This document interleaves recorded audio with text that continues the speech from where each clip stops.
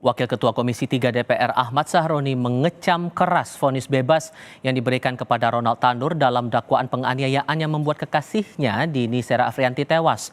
Sahroni bilang putusan hakim memalukan sebab dalam kasus itu jelas ada korban meninggal yang disebabkan tindak pidana penganiayaan. Ia mengimbau kasus tetap dikawal. Saya sudah sampaikan kemarin, ini hakimnya sakit. Mungkin dia nggak punya seorang anak perempuan yang bisa merasakan bagaimana perempuan ini diberlakukan tidak selayaknya. Yang herannya, jaksa penuntut umum sudah melayangkan 12 tahun penjara, tapi hakim memutuskan bebas. Para pihak harus mengawasi ini dengan seksama, ada apakah gerangan sampai akhirnya divonis bebas. Komisi Yudisial tidak berhak menilai suatu putusan hakim, namun karena vonis bebas Ronald Tanur menuai kontroversi, KY akan menurunkan tim investigasi dan mendalami putusan majelis hakim untuk melihat apakah ada dugaan pelanggaran kode etik hakim.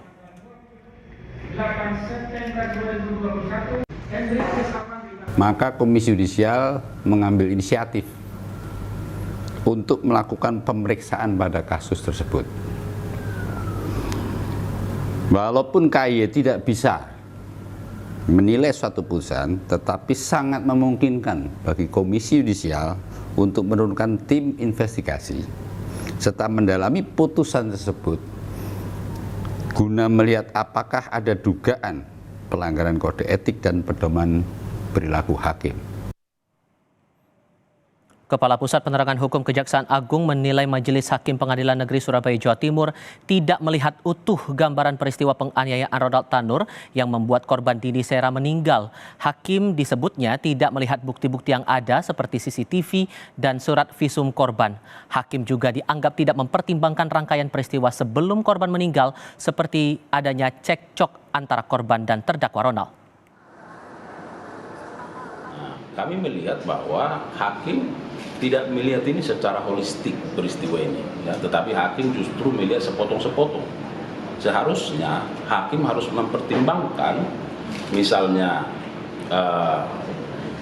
fakta yang menyatakan ada korban meninggal, ya, ada hubungan antara korban dengan pelaku. Pada waktu yang bersamaan, korban dengan pelaku itu bersama-sama. Ada percekcokan.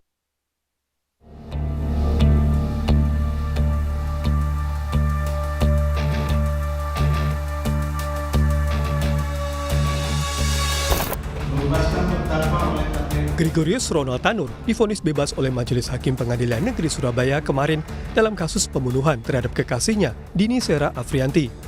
Ketua Majelis Hakim dalam perkara ini, Erin Tua Damanik, menyatakan Ronald yang juga anak mantan anggota DPR tidak terbukti bersalah dalam kasus ini.